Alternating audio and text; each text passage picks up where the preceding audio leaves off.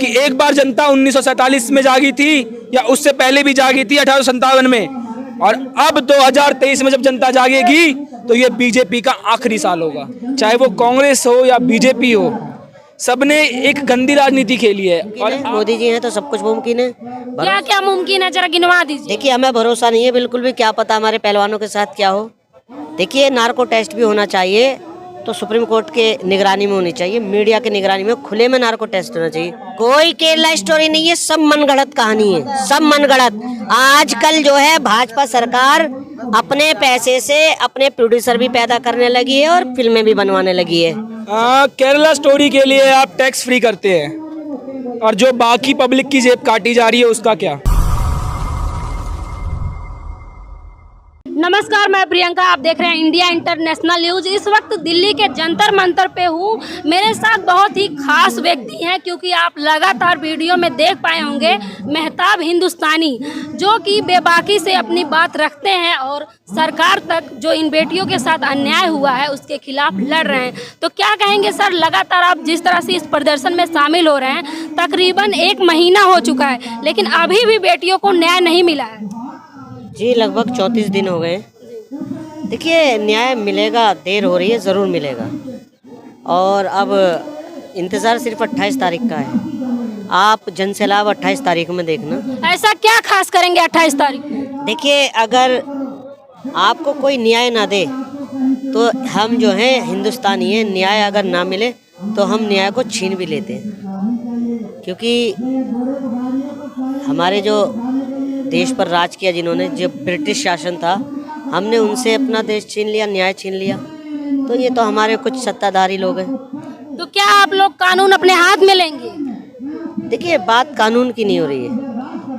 कहीं ना कहीं जो हमारी देश की सरकार है वो देर लगा रही है, मगर कानून ज़रूर मिलेगा, मुझे उम्मीद है। क्योंकि जो हमारे देश की न्यायपालिका है, मुझे उस पर पूरा भरोसा है।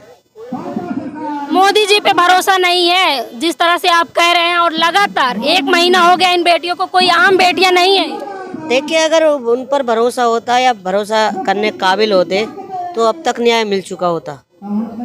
वो खाली कहीं ना कहीं सिर्फ एक बेटियों का या किसानों का इस्तेमाल कर रहे हैं अपने वोट बैंक के लिए। सिर्फ उनको सत्ता प्यारी है, अपनी कुर्सी प्यारी है। वो नारा तब क्या था फिर? बेटी बचाओ, बेटी पढ़ाओ, महिला सम्मान में, भाजपा मैदान में। वो जो नारा जो है सिर्फ उन्हीं पर सीमित रह गया है। अब हमारे देश का दुर्भाग्य है कि इन्हीं के नेताओं से, इन्हीं के विधायकों से बेटी को बचाना पड़ रहा है। आप व्यंग कर रहे हैं? नहीं, मैं सही कह रहा हूँ। ये निर्भया एक घटना हुई थी, बहुत दुखद घटना थी। जो कांग्रेस का शासन था उस वक्त, ये विपक्ष में थे, तो उसी के सहारे ये चलकर सत्ता में बैठे थे। और आप बताइए, देखिए, वो भी मेरी बहन थी जिसके साथ वो घटना हुई थी। ये भी मेरी बहनें हैं। कितनी निर्भया हो गई 9 साल में। हाथरस वाला कांड ले लीजिए, कठुआ वाला कांड ले लीजिए, कश्मीर वाला, कन्नौज वाला, उन्नाव वाला। अभी हाल ही में गृह मंत्री का बयान आया था अमित शाह का, कि बेटियां 12 बजे रात में भी गहना लाद के निकल सकती है। हाँ, आप देख लीजिए ना। आप मुझे ये बताइए, जब इंटरनेशनल खिलाड़ी जो गोल्ड मेडलिस्ट हैं, जिन्होंने देश का नाम रोशन किया, तिरंगे को बुलंद किया और राष्ट्रीय गान का डंका बजाया पूरे इंटरनेशनल में, पूरी दुनिया में, जब उनको न्याय पाने के लिए फुटपाथों पर बैठना पड़ रहा है, मजबूर होना पड़ रहा है, तो एक तो आप एक हिंदुस्तान की आम बेटी हैं, तो फिर आपको क्या न्याय मिल पाएगा? जब इनको नहीं मिल पा रहा तो जो हिंदुस्तान की एक आम बेटी है उसके साथ क्या हालत होती होगी, बताइए मुझे। यहाँ पे भी कहा जा रहा है कि सिर्फ एक कम्युनिटी के लोग बैठे हुए हैं, जाट कम्युनिटी के लोग। इसको कैसे देखते हैं आप? देखिए, आप मुझे बताइए, मेरा नाम मेहताब हिंदुस्तानी है, मैं मेहताब खान हूँ, मैं एक मुस्लिम हूँ, तो क्या मैं जाट कम्युनिटी का हूँ? मैं उनको याद दिलाना चाहता हूँ कि इस भूल में ना रहे हैं वो कि जाट कम्युनिटी है। ये एक पूरे हिंदुस्तान का मसला बन गया है। ये हर उस हिंदुस्तान के घर का मसला है जिसके घर में बहन है, बेटी है। हर उस भाई का मसला है जिसके घर में बहन है। हर उस माँ बाप का मसला है जिसके घर में बेटी है। तो ये भूल से भी बिल्कुल निकाल दें कि ये खाली हरियाणा का मैटर है। पहली बात तो आप इनको न्याय दिलाने में बहुत देरी कर रहे हो, फिर आप ऐसे उल्टे सीधे विचार, आप ऐसे बयान दे तो बड़ा शर्मनाक है। मुझे बहुत शर्म आती है कि हम अब तो ब्रजभूषण नार्को टेस्ट के लिए भी तैयार हो गए हैं। हाँ, हो गए हैं। देखिए, इसमें भी कुछ ना कुछ झोल है। इस पे भी भरोसा नहीं है आप? बिल्कुल, भाजपा है तो सब कुछ मुमकिन है, मोदी जी हैं तो सब कुछ मुमकिन है। क्या क्या मुमकिन है, जरा गिनवा दीजिए। देखिए, हमें भरोसा नहीं है बिल्कुल भी, क्या पता हमारे पहलवानों के साथ क्या हो। देखिए, नार्को टेस्ट भी होना चाहिए तो सुप्रीम कोर्ट के निगरानी में होनी चाहिए, मीडिया के निगरानी में, खुले में नार्को टेस्ट होना चाहिए। ये वो दवाई सही है या नहीं है, कोई नुकसान तो नहीं पहुंचेगा हमारे पहलवानों का, क्योंकि जो नार्को टेस्ट होता है वो आधा जो मनुष्य होता है ना, आधा इंसान, मतलब उसका दिमाग को थोड़ा नींद में होता है और थोड़ा जगा होता है जब उससे पूछा जाता है। तो कहीं ना कहीं हमें बिल्कुल इस भारतीय जनता पार्टी पर से भरोसा उठ चुका है। आगे ही 2024 का इलेक्शन है, कहा जा रहा है कि ये बेटियां राजनीति कर रही हैं इसलिए यहाँ बैठी हैं। राजनीति बेटियां नहीं, राजनीति तो आप कर रहे हैं। देख लीजिए, राजनीति हो रही है। आज 34वां दिन है। वैसे आप कहते हैं हम बेटी के सम्मान में भाजपा मैदान में, आप देख लीजिए ऐसे सम्मान हो रहा है कि उनके साथ शोषण होता है, ये घटना होती है, फिर उल्टे सीधे बयान दिए जाते हैं। तो देख लीजिए आप कैसा सम्मान हो रहा है। कहाँ से आए हैं सर? जी, मैं फरीदाबाद से आया हूँ, डी यूनिवर्सिटी से हूँ। आप स्टूडेंट हैं और इन महिलाओं का समर्थन कर रहे हैं, तो क्या लग रहा है कि समर्थन की जरूरत है इन महिलाओं को? जी हाँ, समर्थन की जरूरत है। स्टूडेंट भी अब राजनीति करेंगे? जी, स्टूडेंट राजनीति नहीं करेंगे। राजनीति जो कर रहे हैं ना, वो गंदी राजनीति कर रहे हैं। और आपको मैं बता दूं कि वो 28 तारीख को पता लग जाएगा कि कौन राजनीति कर रहा है और कौन इस देश के लिए है। और आपको मैं बता दूं एक बात, कि इस देश का गंदा इतिहास रहा है राजनीति के मामले में, चाहे वो कांग्रेस हो या बीजेपी हो, सबने एक गंदी राजनीति खेली है। और आपके ब्रजभूषण जी वो कहते हैं कि हम नार्को टेस्ट के लिए तैयार हैं। तो मुझे एक बात बताइए, नार्को टेस्ट के लिए तैयार हैं तो नार्को टेस्ट आप खुले में करवाइए, सबके सामने करवाइए, अपने मीडिया के सामने करवाइए, या जो सुप्रीम कोर्ट के जो जज हैं उनके सामने करवाइए, क्योंकि हमें उन पे भरोसा है। इन पे हमें भरोसा नहीं है बीजेपी वालों पे। ब्रजभूषण कह रहे हैं कि हमारे समर्थक भी उतर पड़ेंगे सड़कों पे, हमारे पास ट्रैक्टर की कमी नहीं है। देखिए, सुनिए, ये ट्रैक्टर और समर्थकों की जो धमकी, ये खोली धमकी जो हमें देते हैं, तो हम आपको बता दें, जिस दिन इस देश का 130 करोड़ से ज़्यादा का युवा जाग गया, तो आप भी जानती हैं कि जेपी आंदोलन हुआ था और उसने इंदिरा की सरकार हिला दी थी। तो ये तो फिर बीजेपी सरकार है। इंदिरा की सरकार तो 70 साल पुरानी थी, उसके बाप दादा सब थे उसमें। तो ये तो सिर्फ अभी 9 साल ही हुए हैं इसे हिलाने में, हमें कितना टाइम लगेगा? युवाओं की बात की जा रही है, तो युवा खुश नहीं है क्या? युवा खुश है यहाँ पे। युवाओं को आपने रोजगार से हटा दिया। युवाओं मंदिर तो बना दिया, मंदिर बना दिया, अब इसमें भी मंदिर मस्जिद करोगे आप। मेन मुद्दा है रोजगार, मेन मुद्दा है रोजगार। आप भी जानते हैं कि एनटीपीसी एग्जाम को दबाया गया। रेलवे एनटीपीसी एग्जाम में जब पटना में स्टूडेंट्स को मारा पीटा गया, इलाहाबाद में स्टूडेंट को मारा पीटा गया, वो उस टाइम इनको युवा नहीं दिखा।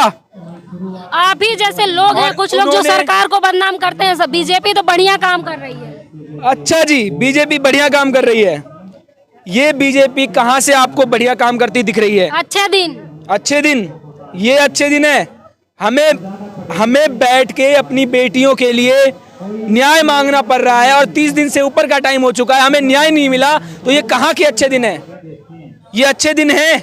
आप भी एक बेटी हैं, आप भी कह सकती हैं कि ये कितने अच्छे दिन है। अगर एक बेटी को न्याय नहीं मिल रहा, एक रेसलर को न्याय नहीं मिल रहा, जिसने देश का नाम ऊंचा किया है, देश को पूरे विश्व में तिरंगा झंडा फहराया है और देश का नाम ऊंचा किया है, उसको जब न्याय नहीं मिल रहा, तो आपको कैसे न्याय मिलेगा? आप भी इस देश की बेटी हैं। और जिनके लिए ये बचाव कार्य हो रहा है, माननीय ब्रजभूषण महोदय, मैं उनके लिए कहना चाहूँगा, आप हमें बताइए, आपको कौन सा क्या चाहिए?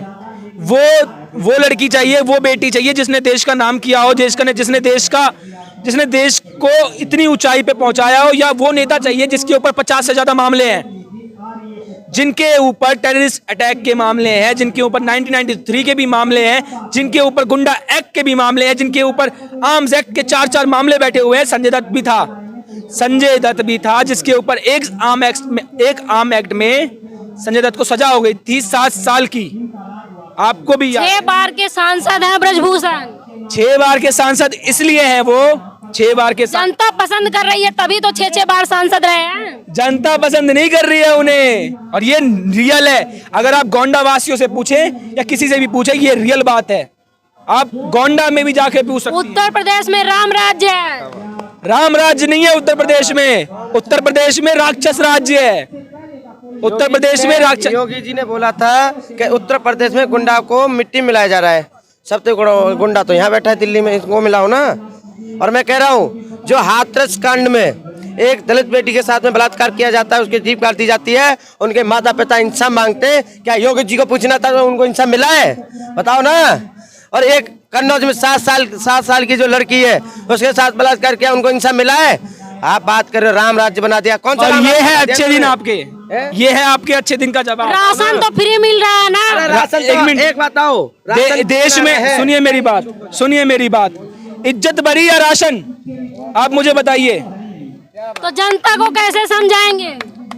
जनता जाग रही है, और जिस दिन ये जाग गई उस दिन आप भी जानती है कि एक बार जनता 1947 में जागी थी, या उससे पहले भी जागी थी 1857 में, और अब 2023 में जब जनता जागेगी तो ये बीजेपी का आखिरी साल होगा। 2024 का इलेक्शन करीब है जी। और लगातार कहा जा रहा है कि ये बेटियां राजनीति कर रही हैं। क्या सही में आप लोग राजनीति कर रहे हैं जंतर मंतर पे बैठ के? बेटियां राजनीति नहीं कर रही हैं, राजनीति ये राजनीति के भूखे भेड़िए कर रहे हैं। आप हमें एक बात बताइए, जो न्याय मांग रहा है, जो एक्यूज है, जिसने ये सब कुछ सहा है, उसके साथ बुरा हो रहा है, और वो इंसान इनके सामने कैसी गंदी भाषा का प्रयोग करता है कि मैं शिलाजीत की रोटियां खाता हूं। मुझे एक बात बताइए कि उस इंसान में थोड़ी सी शर्म है? देखिए वो सही कह रहे हैं, शिलाजीत की रोटी खाते हैं वो पका के हाँ, खिला रही है। सही कह रहे हैं वो। जो आज बाल विकास मंत्री, आप मंत्री, महिला मंत्री को ऐसे बोलेंगे? अरे मुझे बोलने का हक है, संविधान के उसमें बोलूंगा मैं जो उन्होंने कहा उसका जवाब दे रहा हूँ मैं। आज स्मृति ईरानी कहाँ चली गई? उस टाइम पे जब विपक्ष में थी उनके अंदर एक औरत थी, आज उनके अंदर की औरत मर गई है क्या? आज जब यही पहलवान गोल्ड मेडल लाते हैं तो स्मृति ईरानी उनको अटेंड करने पहुंचती हैं। केरला स्टोरी पे क्या कहेंगे? क्योंकि स्मृति ईरानी प्रमोशन कर रही है केरला स्टोरी की, और कह रही हैं कि जो इस फिल्म का बाइकआउट करेगा वो महिला विरोधी है। कोई केरला स्टोरी नहीं है, सब मनगढ़ंत कहानी है, सब मनगढ़ंत। आजकल जो है भाजपा सरकार अपने पैसे से अपने प्रोड्यूसर भी पैदा करने लगी है और फिल्में भी बनवाने लगी है। समझ रही नहीं? आप केरला स्टोरी का तो प्रमोशन करने पहुंच जाते हैं, जो रियल स्टोरी है जरा इसको भी सुन लो, इसका भी कर दीजिए प्रमोशन। और सुनिए, अगर वो करें तो लव और हम करें तो जिहाद। तो अब जो यूपी में टैक्स फ्री कर दिया गया केरला स्टोरी, उसको कैसे देखते हैं आप? केरला स्टोरी के लिए आप टैक्स फ्री करते हैं, और जो बाकी पब्लिक की जेब काटी जा रही है उसका क्या? एक पेंसिल पे भी 20% से ज्यादा टैक्स लगता है, जो कि सरकारी खजाने में जाता है। उसके अलावा GST, उसके अलावा CGST, उसके अलावा और भी सर्विस टैक्स लेते हैं। ये एक तरह से दोहरापन है सरकार का। तो लगातार आप देख पा रहे होंगे दिल्ली के जंतर मंतर पे लोग बेटियों के समर्थन में उतर रहे हैं और कह रहे हैं कि यहाँ पे सिर्फ इंसाफ की बात होगी, यहाँ पे राजनीति नहीं होगी। वहीं लगातार बीजेपी की तरफ से आरोप लग रहा है कि यहाँ पे बेटियाँ राजनीति कर रही हैं। इस खबर पे आपकी क्या राय है, हमें कमेंट बॉक्स में जरूर बताइए। धन्यवाद।